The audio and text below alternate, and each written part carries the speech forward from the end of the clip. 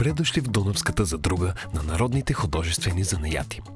Тук сръчни майстори се трудят всеки ден, за да запазят и предадат нататък вековните български занаяти.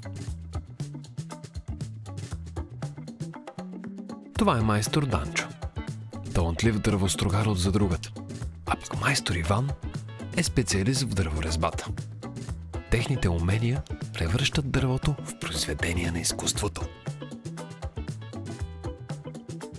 За да създадат своите шедьоври, майсторите разчитат на висококачествени материали, които подчертават уникалността на всяко изделие.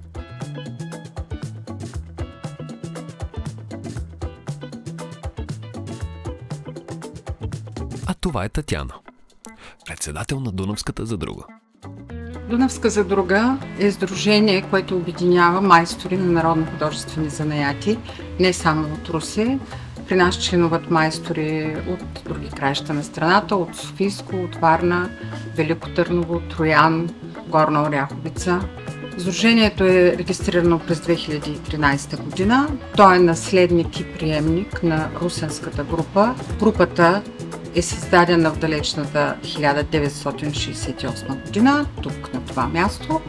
Смисъла на съществуването на групата тогава и на сдружението сега е да съхраним, да опазим и да предадем на идващите след нас традицията на българското приложно изкуство и занаят. Тимер подкрепя Дунавската задруга на майсторите.